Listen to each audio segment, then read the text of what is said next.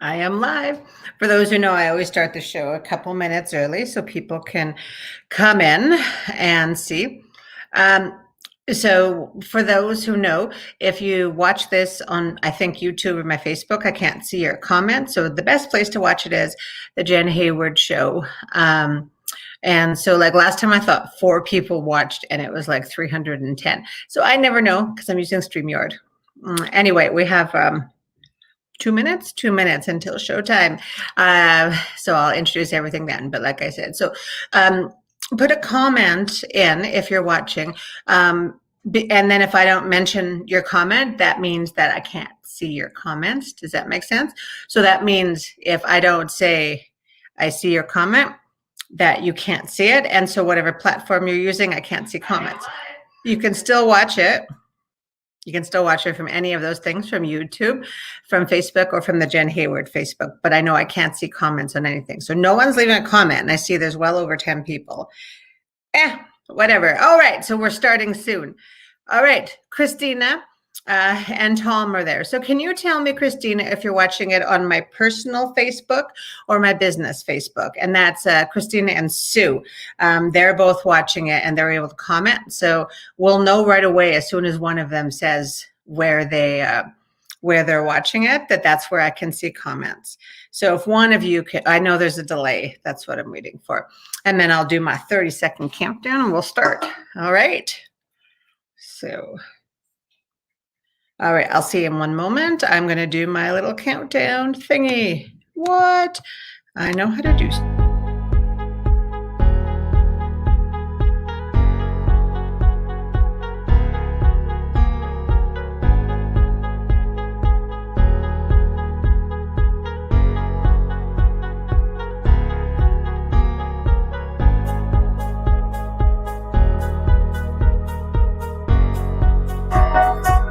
5, 4, 3, 2, 1. Hi, this is Jenn Hayward from the Jenn Hayward Show. We had a pre-show test on a few things.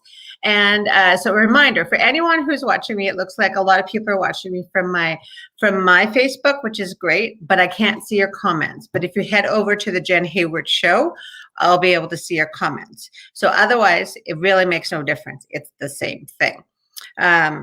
And my husband says 5 meters to my right. I don't know.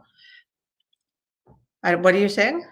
Anyway, my husband's in the room. Josh, say hello. Hello. He said hello. He said hello. He said hello. So we're doing a very special edition of the Jenn Hayward Show, a series called Lessons Learned. And so this is just learning from my many mistakes in life.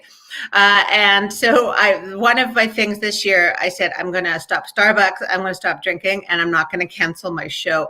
And last week I drank so much Starbucks, so much wine, which caused issues with a lot of other stuff. And so I ended up missing 2 shows between my Crohn's and depression. So welcome. So this week is much different. The coffee is but no alcohol and definitely no canceling. Hey, Tracy. Hi, Ellie. Oh, the epitome of resilience. Thank you. So yeah, a little bit about just last week, and then we'll do a couple from the news things. And then Chris Urquhart will be joining us. And Chris is an actor, but he is also a serial entrepreneur. And we're going to talk about scaling fast. And let me tell you, if you don't know what that means, oh, bless your heart. But it'll be a fun talk. So in the news last week, nothing happened in the States. But I don't want to talk about the States and I don't want to talk about COVID. So there you go. But what we will talk is about me and my cheekbones. I'm no makeup. Hello. But anyway, that was just a little thing. Last week, I definitely reached out online. I had a really rough weekend for a lot of reasons. And there you go. And so I really was depressed. And my husband and I have talked a lot about this entire pandemic and just how not connected we are, but we're also connected. It's a weird thing, right? So right now I'm connecting with Sue and Christina and all the people watching. and Tracy and Ellie and all the things. So we're watching and I'm connecting with people. And when I needed help, I reached out online, and that's how people responded, with some private messages. So real Facebook and other relationships are real. Those are real connections, but it still doesn't replace that face-to-face interaction. So I was, everyone knows if I comment a little bit, sometimes I like to either drink too much or working on that, the vino. But I was talking to some other entrepreneurs, women particularly, and I'm not alone. I may have a predisposition to alcoholism. Thank you, family. But I certainly, it's become like it's like a status thing to have your wine in your bath after a long, hard day of working 14 hours. But just that's all we do is we sit and we drink and we talk and we work. Not at the same time. I don't drink at work except for that once, but shush. All right. So that addresses that. You don't need to hear about my Crohn's. Thank you. I'll just tell you it's shitty, really shitty. And onward and upward. And so today, Chris will be coming. I believe he was having he says he just, that was 19 minutes ago, I guess. He and I were talking about going to the bathroom. So that was great. Hopefully we'll talk about that after. So it's Robbie Burns Day. And what this means, it's typically a day of the year that my husband gets drunk. But because it's slow down, he has his one beer here and that's it. By slow down, lockdown. But Robbie Burns Day is a day for Scottish people, which I believe my husband is some kind of Scottish, English, white, transparent, translucent. He's a old country kind of guy. And so, but he likes this whole thing where you drink a lot of beers and whiskey and eat haggis and stout beer, beer cake, and then it has something to do with a poet called Robbie Burns, who wrote Auld Lang Syne, which we sing on Christmas Eve, no, New Year's Eve. And it's a song that only Boney M has ever done it any justice. But nonetheless, so it's Robbie Burns Day. So I was going to talk to you in a Scottish accent, but then my husband reminded me that this is me trying to have an accent and I can't. I try. Josh, can you do something Scottish? Ack. Well, say a word, Josh. Say, because he does this well. What'll I do? What'll do? Diddly do. I don't know. So I'm gonna try. It's not Scottish. It's crap. It's not Scottish. It's crap. I can't do accents, but I decided I'm going to read a Robbie Burns poem that I've never ever read before. And I'm going to read it in what I think is a Scottish accent. Oh my God, we've scared so many people away. And then when I come back, hopefully Chris Urquhart is here and we'll have a conversation. But until then, enjoy my, So this is Robbie Burns in my Scottish accent, and it's called To a Mouse. Okay, so to a mouse. I got to get in pretentious poet mode. To a mouse, not to a moose. Okay, to a moose. Wait, I had an ad show up. Oh no, where'd the poster go? I was trying to read it. Okay, it says to a mouse. To a mouse. Okay. We slicket, cowering, timorous beastie. Oh, what a panic is thy breastie. Thou need not start away, say hasty. We bickering brattle. Wad be layeth of rin and chase thee, we murthering battle. Is that no? Okay.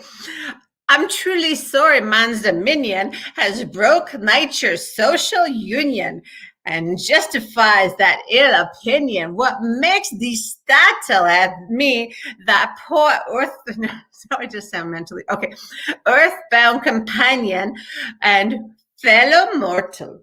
I doubt ye whiles, but thou may thieve. What then, poor beastie, thou man leave? A Damon Icker in a thrav. Some request, I'll get a blessing, we the lav, and never miss it. Okay, I'll see if anyone. That was my British accent. So no, that was my Scottish accent. Did I just get booed by my husband? What time did I tell Urquhart to come? Yeah. I told him to come to 7. I said we'd start by 7:15. Anyway, so I'm waiting for him. Also on the news this week, so no Scottish accent. Let's get this guy's name. That's what. There is a mogul, and I don't like it as I said the mogul. So this is Rodney Baker and his wife. So they worked with casinos across the country is what they say. He's some sort of big CEO. And they went to Yukon, basically by the Alaskan border. And they said, hey, we work at the motel here. And they joined the First Nations elderly to get vaccinated. So they cut the line. They broke the travel rules of Yukon, all to get their vaccine. And of course, the mobile vaccine clinic called them on it after because people at the hotel figured it out. It's a small town in Yukon. Of course, they're going to figure out your scheme. And so the thing is, this is the thing that bothers me about. So what he did was he basically, skipped the line for his own health. And his what looks like 10-year-old wife. His name, by the way, is Rodney Baker. For those who want to, it says, it says he's here waiting. He is not. So I'm going to give him the link again because I might have sent Chris to the wrong. Oops. Says he's here waiting. All right. So anyway, so this fella did all that, and so he can get so remember, he's rich. He did lose his job or whatever, but this So this comes with a maximum fine, civil emergency measures, so they can have Canadian fine of $500 plus a $75 surcharge, or 6 months in jail. Now, I think that the surcharge for the $500 surcharge won't be a deterrent. Anyway, this guy's a scumbag, and that's it. So I may have accidentally sent Chris Urquhart to the wrong board. So I've trying to get him to come to the right place. This is exciting because it's live. Ask a question in the interim. I am trying to, there he has seen the message. So if you have any questions, let me know. And while you're doing it, because Chris and I are going to have a really good conversation, share the live footage, tell them to ignore the first 10 minutes, unless they want to hear the kick-ass Robbie Burns poem, am I right? And then we'll get ourselves set up here. With him. So anyone else ask a question, but yeah, share it away. Let's go into the triple digits again, like last time. And so this time, because we have a really good conversation coming up, as soon as Chris and I are aligned in the same room. See, last time people just showed up. Oh my God, I've been talking for 13 minutes. So let's see. Only? Only he's talking. I've never had a problem getting someone in, so this isn't good. Wait, comments. All right, says to click up on the proper pop-up browser. There isn't one. Oh no. Oh dear, Chris Urquhart. Okay. I'm gonna do this. Try again. So our guest is having trouble entering the room, so I am going to send this on Facebook Messenger, and maybe it will work then. To Chris, isn't this exciting live action? This is it. This is literally the most excitement I've had to Urquhart. I guess I'll send that to you in Gmail. That's right. Now you guys are watching me send an email through Did you guys think that's how they did it? Gmail is really just email with Google. I think I just figured that out. Oh my God. This is me not drinking. All right. Where is his Urquhart? There we go. I'll tell him I sent this to him.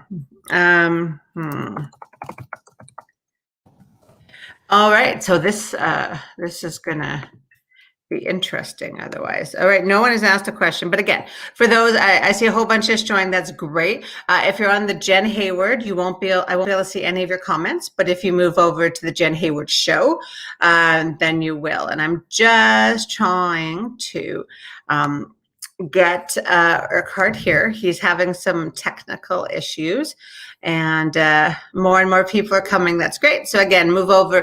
We're going to be talking about scaling your business and some lessons that we've both learned, but he is the expert in it. I am just letting everyone know all of my errors. So and come on, Urquhart, you're leaving me high and dry here.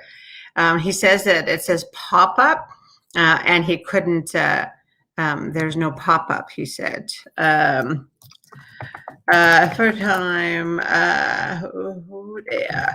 So this is interesting. I don't know what would happen if you can't come. I don't know, but no one has a question. Oh my God, we just lost 4 viewers. That's right. People are bored. Then now I'm just talking. Okay, Chris is now typing me on Facebook to tell me that he says he can't get in. I have never had this problem, Chris. Try your phone, I'm going to say, because You share a screen, right? Well, it's not just share a screen. It's just he has to get in. Just pop them up there on Facebook Messenger. Yeah, I guess I don't know if that would work though with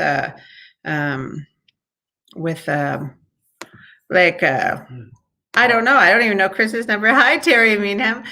So what you're watching right now is technical difficulties between Chris Urquhart and myself. So I don't know if I should just restart this, and I'm going to wait and see. And he and I will see if we can get, oh, okay, he's going to try it on his phone. There we go. This is live action. This is like COVID entertainment. YouTube is done. We're stretching, we're dancing. Can we all just take a moment? My eyes look so droopy, but Lordy, these cheekbones, they were made for cheeking. That's right. So waiting, we're stretching. Yeah. Terry, if you have any questions, let me know. I know I see a few of you have shared it. Thank you so much. So you shared things and people are going to come and just hear me stalling, which is great. But tell them just to go back to the beginning and listen to my poem in there. Okay, Urquhart's trying still. It'd be funny if Urquhart isn't how you pronounce it. Oh my God, I just lost half the people. That's the best, but the diehards have gone over to the Jenn Hayward show, so thank you. Who's on first? Chris Urquhart, Terry. Actually, today I only have one guest. I find it because we're talking about more in-depth issues that I'm doing one guest a day. That's what we're doing. So to have a more in-depth conversation about our lessons. So what will happen is if he's not able to get in, I'm going to have to close it down and then I'm just going to restart. So, okay, he says he thinks he's in. I don't see him, so I don't think he's in. Oh, there he is. We did it. We did it. Chris Urquhart. We did it. Yay. Oh, it took a second to put yourself down. How are you, my friend? I'm good. I'm the technical advisor for the show. Yes. I've never had that. I didn't test it with you because everyone else figured out how to get in. So. Well, my laptop just wouldn't do it. Like on my phone, that little pop-up came, but on the laptop, it never did. So I thought I was spam. That's nice. That's nice. Look at your lighting. Are you in a professional studio? That's good lighting. No, actually, this is my daughter's old bedroom where my wife has her office now. So she works from home in here. That's it. Get out, daughter. It's more stuff now. All right. So people who don't know, so today we're on our lessons, we're talking about scaling fast. So we're now gaining viewers again. People were getting bored with me going technical difficulties and too tired to riff any jokes. So Chris, we're talking about scaling. First of all, let's introduce you. You have two businesses because, I think you have two businesses because you never like to sleep or because you run seasonal businesses. Yeah, a little of both. I own Green Unlimited, which runs from basically March all the way through to October, and then October, November, December, January, we install and then take down Christmas lights. That's right. So you install the ones you took down, or do you ever take down ones that someone else installed and then like the husband had a stroke and you're like, I guess I'm doing this now, or no, that's not the scenario. You know what? That's not our ideal client, but we'd never leave anybody in that situation. So we would definitely go and take their lights down. I'm just saying, just if we ever had one and I had a stroke, I hope my kids would call on you instead of anyway. Yeah, that's where this conversation's going. Yeah. Okay. So anyway, Chris has the two businesses. Everyone now Sirius Top.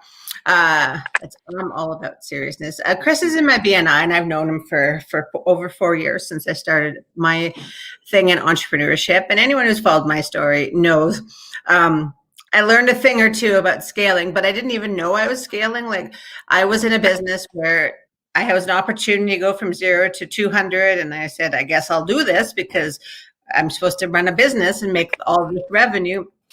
And I scaled, and I had so many difficulties at the beginning. And then that one huge put all my eggs in a basket. Our revenues are out of this world. I assume things are going well because I don't understand numbers. And apparently I was like losing money. So I can say that I made, 6-7 figures, but I can say that I did not make a thing.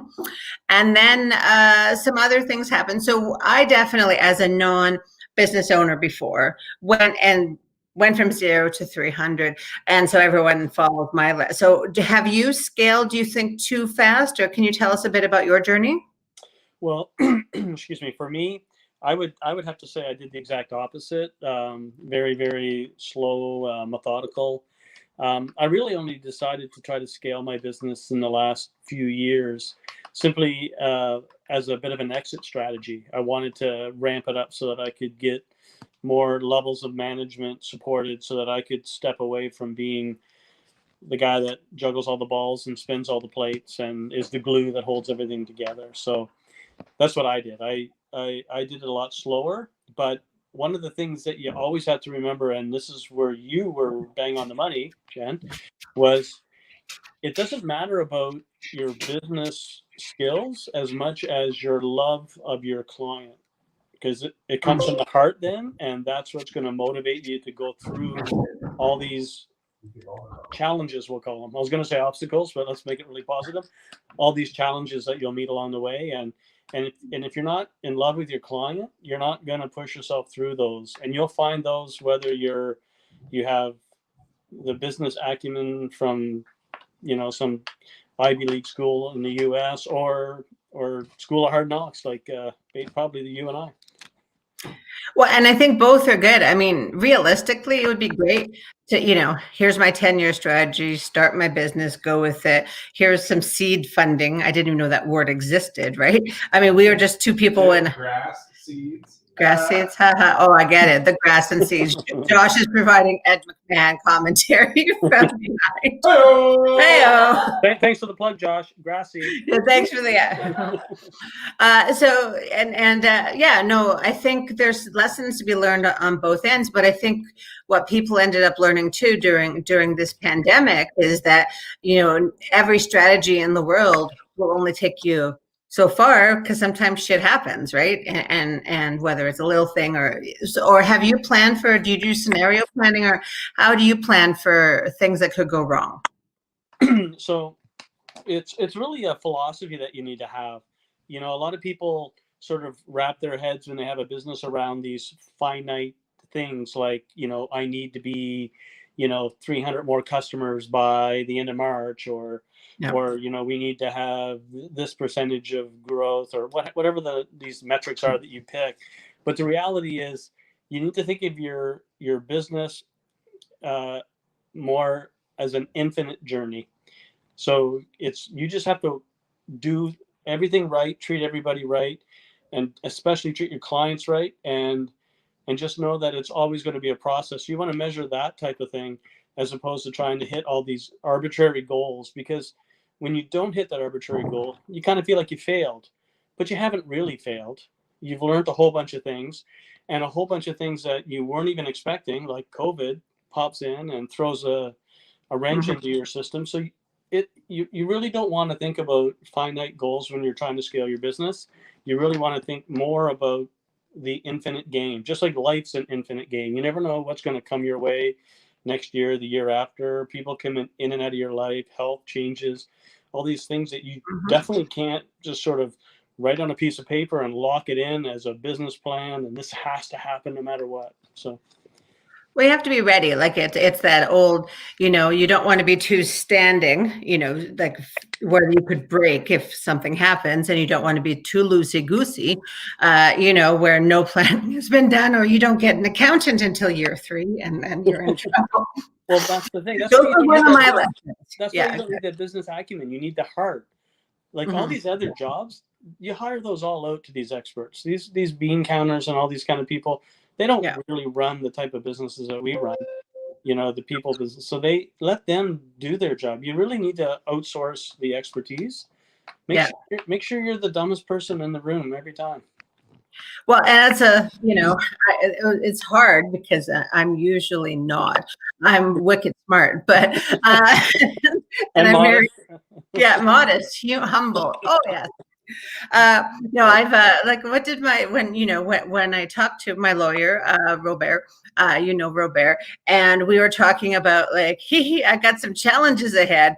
He goes, oh, but you've built up good karma, and I'm like, that is my business strategy, is karma, and that I'm not a sucky person.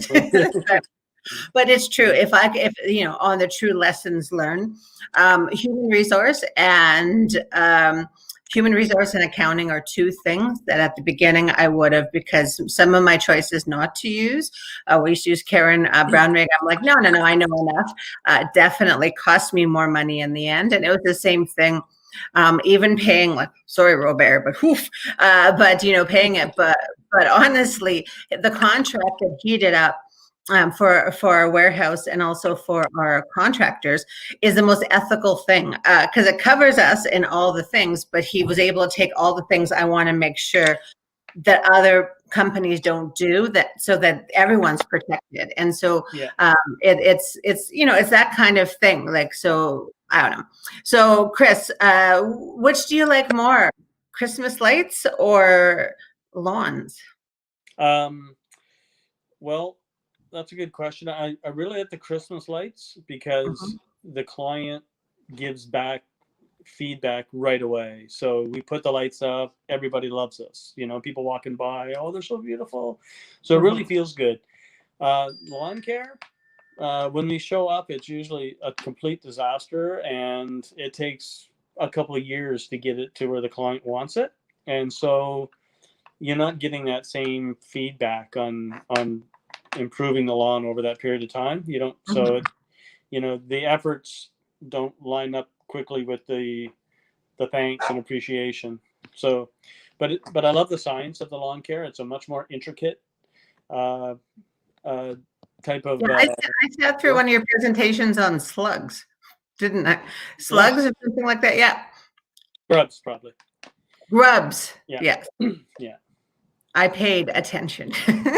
I see that, yeah. But we're delving into the science of the soil now, and one of the things that we're realizing is there's a lot that goes on in the soil that a lot of people don't think about. Like for us, our digestive system is inside our body, so everyone likes to talk about gut flora and all these bacteria and cool little microbes in there doing all their thing. I do not like your food. People in your business, yeah. Virginia talks like that. But that's right. I'm just making jokes, dude. Yeah. But for plants, the digestive system is actually just outside the root in the soil. And that's where all the microbes and all the fungi and all the bacteria and stuff do all their work to aid the grass plant or any plant to get the nutrients that are in the soil. So you have to think the digestive system of a plant is on the outside of the root, and ours is on the inside. So that is a lot of science. That's, well, way to nerd it up. But it's true. No, what I love about it, though, you know. It's awesome. Yeah, there's not as much. I mean, there's a lot of science, obviously, in Christmas lights, but you didn't design the lights. You're just designing the.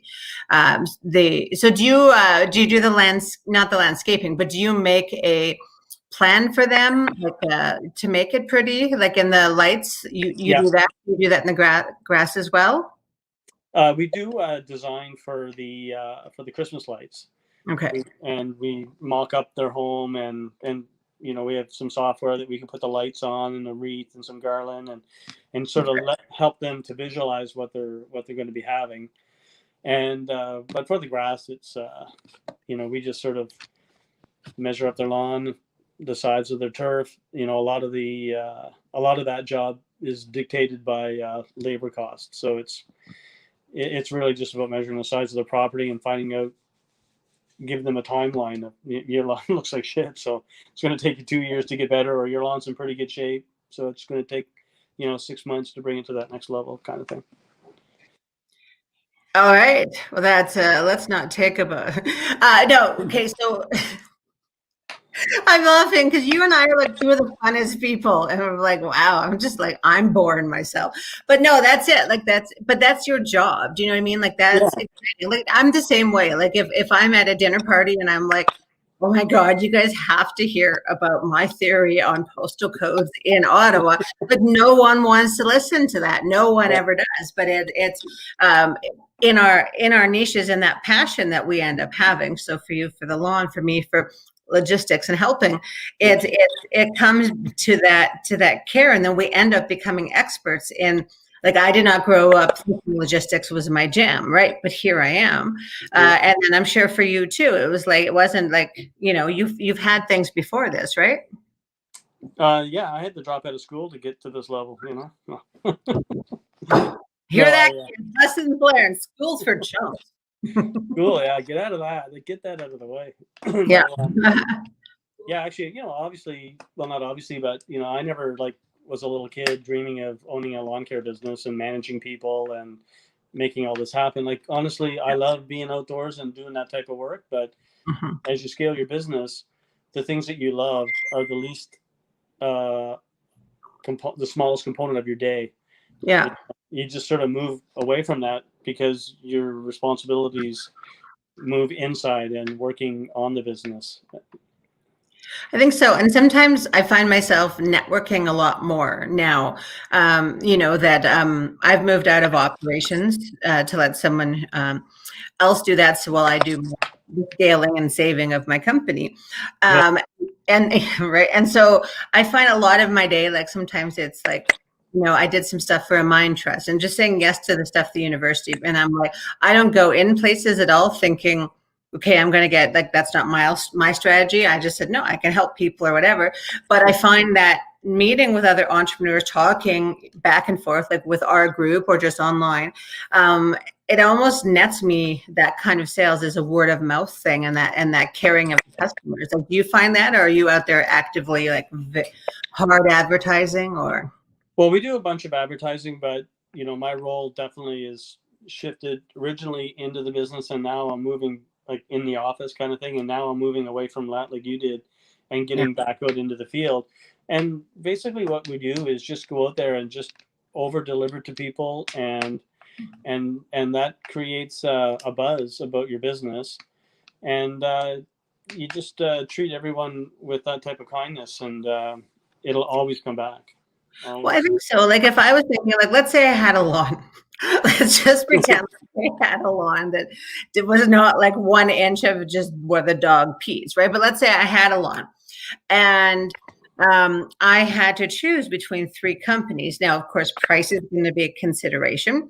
Maybe the science will be a consideration, but in the end, I'm going to work with the people that I want to work with, right? The people that I want to support, but also have that rapport. You find that, like when you said get intimate with your customers, I'm pretty sure you meant not intimate, but unless Anything for the sale. No. Um, Yeah, for sure. so yeah, so you have, you're personable, you're involved, and you have 2 businesses. So as you were scaling, like what kind of lessons were you're like, oh, I could have done that differently? Like what's one of your errors that you're okay saying on camera? My biggest error is always thinking that I can do it better than everybody else, and so I need to do it. So I just end up stretching myself far too thin. And when you do that, you reach a point where you can't add any more hours to the day. So then you can't get any bigger. So then you realize you need to step back and you need to let other people take on these roles and be accountable for those roles. And and you have to stop and think and remember to yourself, like, the reason that you are as good as you are at your job is because you fucked everything up once before, right? Yeah. And that you'll learn. And so these people that you want to bring up in your business need to make those same mistakes. It just sucks because when they make a mistake, it's your money. But they still need to.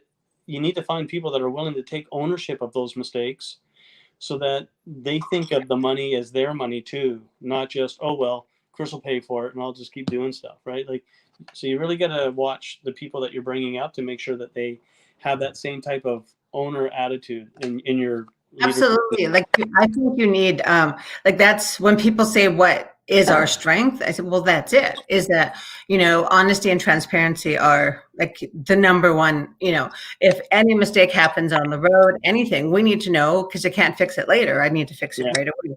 Yeah. And so everyone knows, that's basically 2 things. Don't whine and always tell the truth. And, we have a guy, God bless him, can't deliver a cupcake to save his life. Like after a few $100s, I was like, okay, no more cupcakes, but you don't throw, that whole baby out with the bathwater. I'm like, he's a great worker, great attitude. Oh, we have a diverse things that we do. So we moved him there. That guy is loyal and he knows he can be honest with us because he trusts us. Right. Mm-hmm. And so for you, when you're building the people who take that ownership, it's also because they're buying into Chris and to the work culture of Green Unlimited. Would you agree? Oh, well, actually, yeah. The reason I started Christmas Lights was because I had such great people working for me, but I was laying them off every year. And they were accepting that every year. And I was feeling bad because I knew it was holding them back and improving their lives. Because you can't go to the bank, borrow money to buy a house when you're forever getting laid off.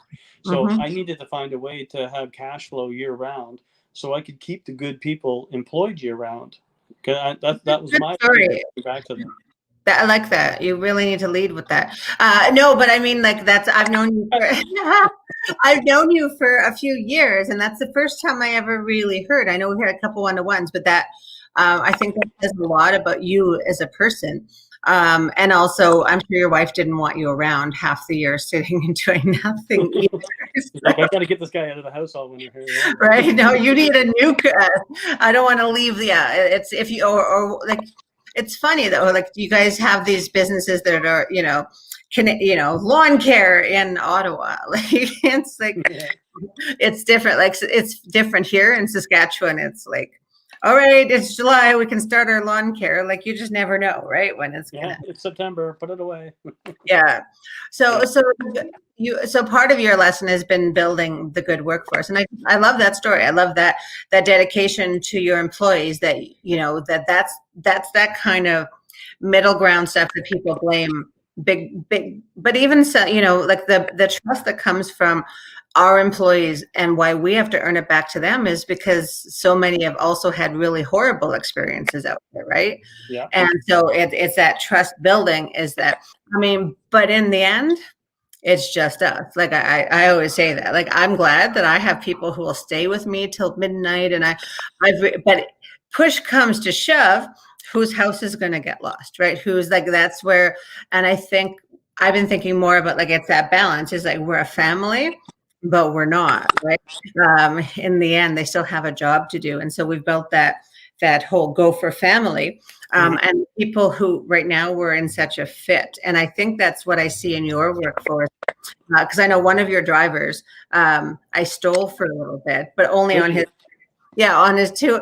And then, but I have begged him to come back. I have offered him, I said, like, listen, Chris needs you, but you're such a good gopher, and like I never poach someone, but he's a keeper, and he's been with you for how many years? Like he's been with me 11 years, and he's the only guy that our clients will intentionally wait around and make sure they give him a bottle of wine at the end of the season and thank him. And, he's great. I mean, he lost the keys in the car.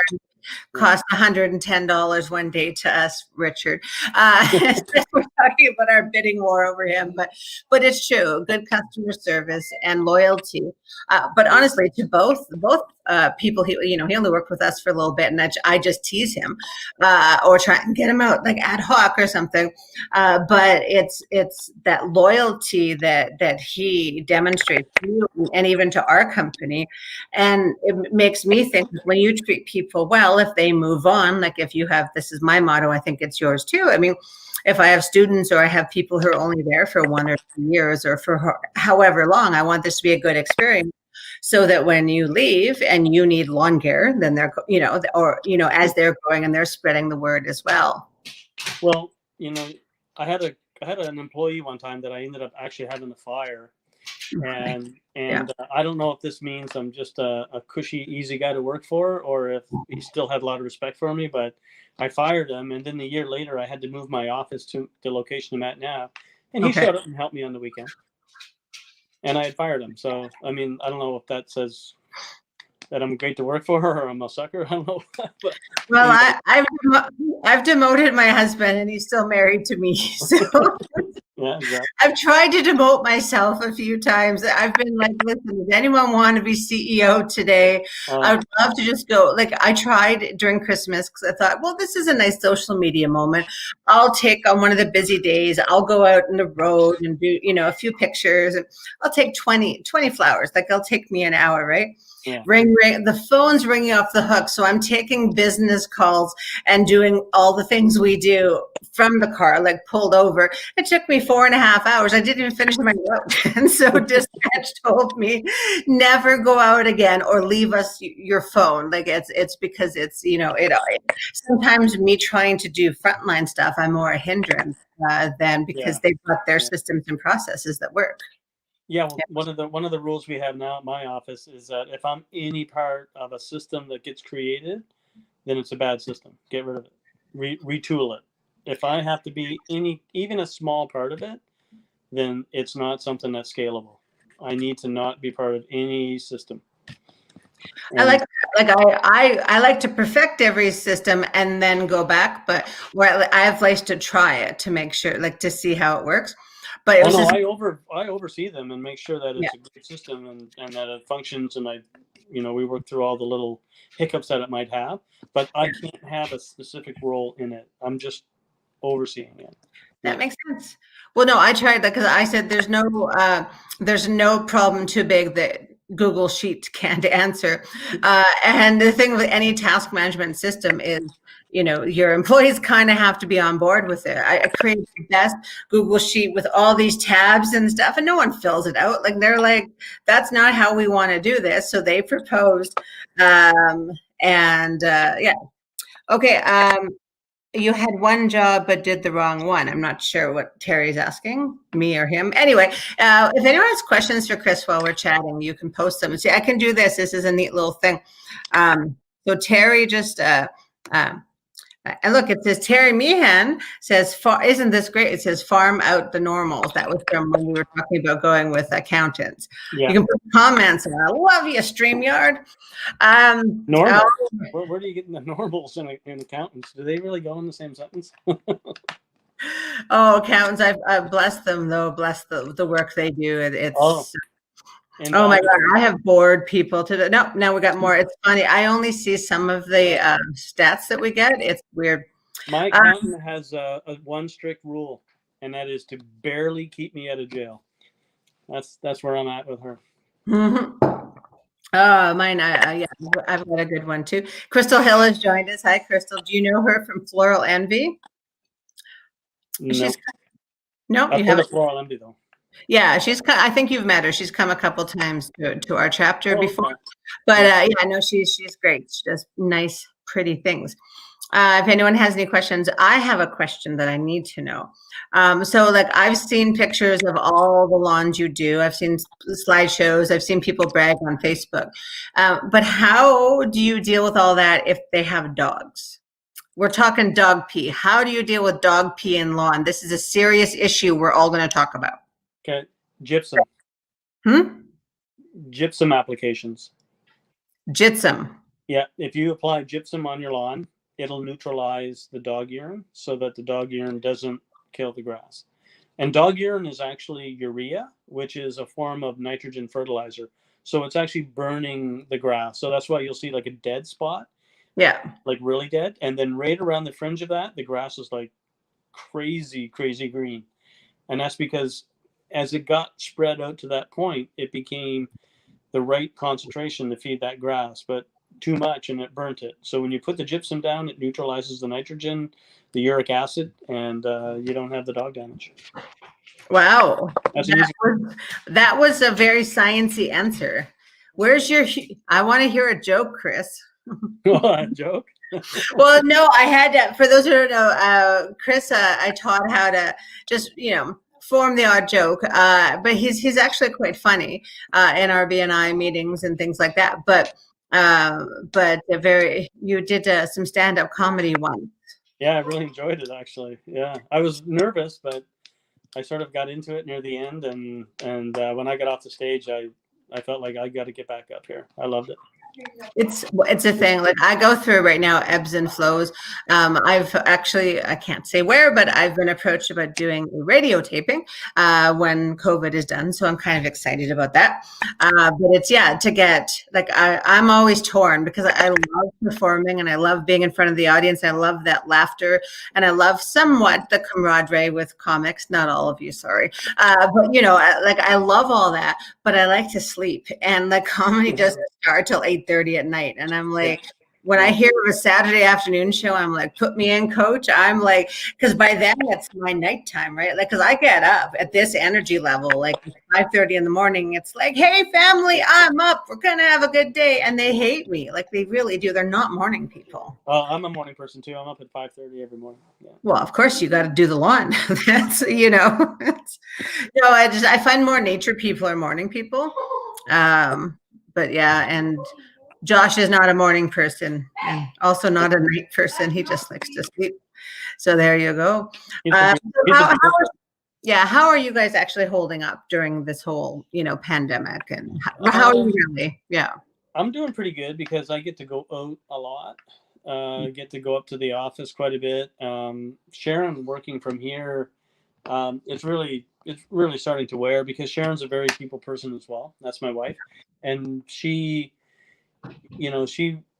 half of what she does is network within her own workplace, and she knows everybody and she knows something personal about every person there.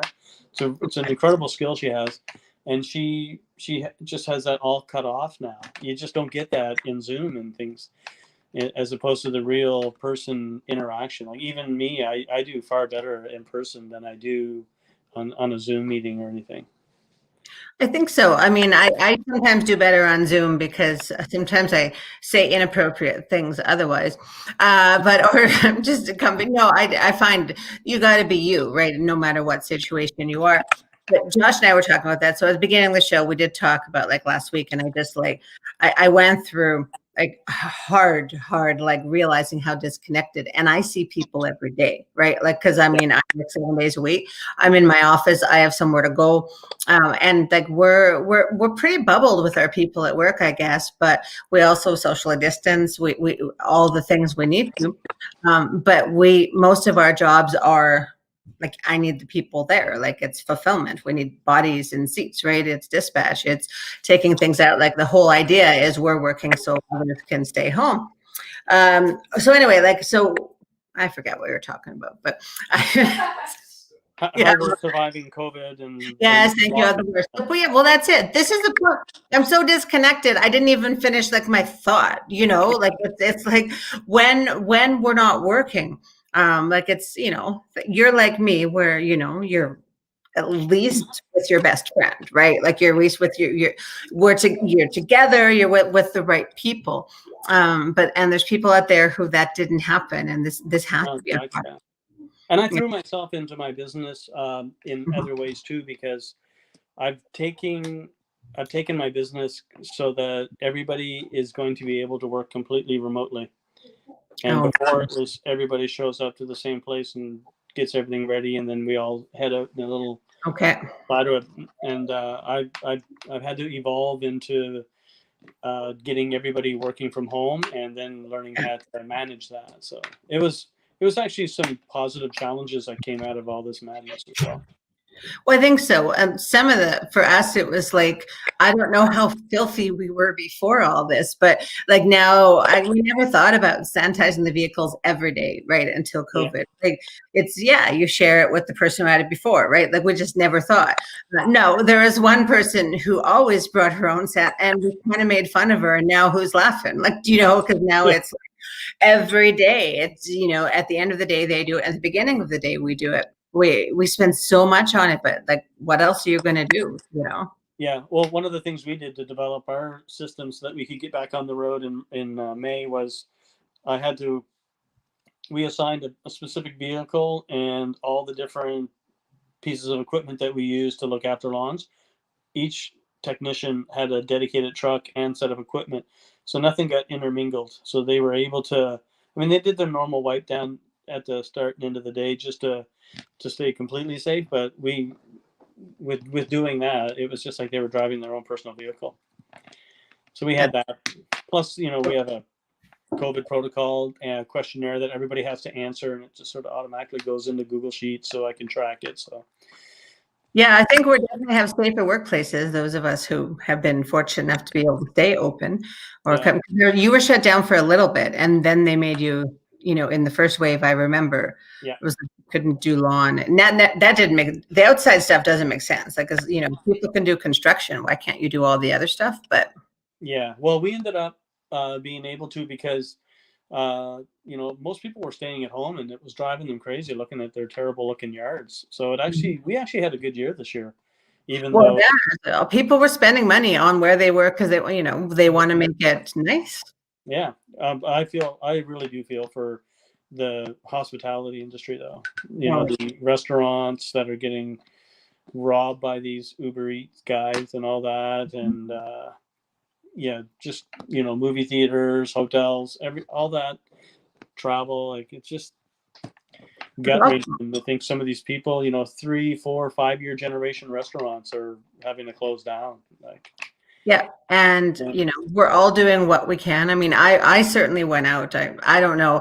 I'm very, this is real. Like, I'm not that person, and I take precautions. I do.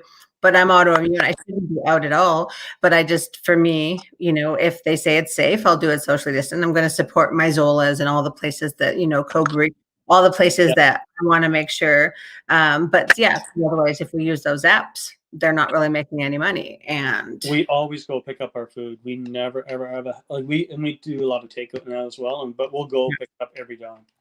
That's great. Just get it. Yeah. Or you could send a gopher, but whatever. Always send a gopher. Always. What?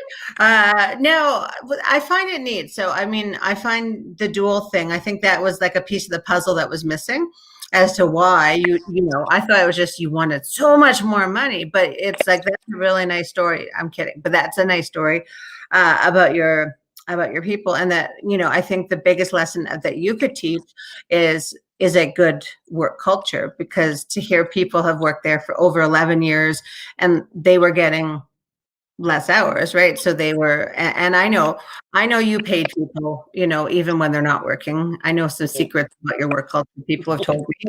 They're like, hey, you know what he does? I'm like, shh. I have no mind. But But truthfully, that is something that I think so many people miss the mark. And it doesn't take that much, because I imagine you still expect a high degree of performance. Otherwise, you wouldn't have the good business you do, right? Like, you do a good job for your customer. Yeah, well, we're very, very protective of our reputation, and yeah, we want the best job out there. We need to stand out in the crowd because we're like, well, we're the biggest independent in the city, but Yeah. I mean, we're up against all the big corporate You competition. won't say their names. Yeah, exactly. No, Yeah, it's a great. so we get And they we spend have a to be lot very of money smart. advertising. Those Pardon me? guys. Some of the big guys spend a lot of money advertising. Like, it's, Tons you know. and tons of money. Well, we get most of ours from referrals. Most of our clients are our best salespeople. You know, they're our advocates, and they're out there promoting us. And just like Richard, he's been here 11 years. There'll be 12 coming up, and you know his customers love him. Well, I mean, you can cancel a lawn care company, but you can't cancel Richard, right? So when you That's get guys it. like that, you keep them with the same customers, and you get stability in your client base as well from that, right? And that's huge. I think that's important. I wouldn't even have thought about having the same person come, year after year. That must be a comfort to your customers for sure. Oh, they love it. It's a huge, huge thing. Yeah. Yeah.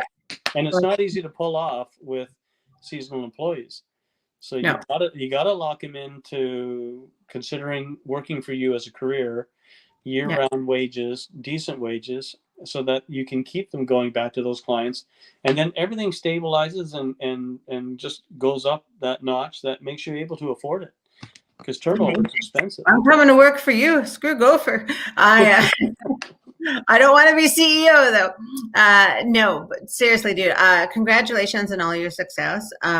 So I would like to see the power of the Jenn Hayward show. I know we don't have thousands of people on, but anyone who has lawn,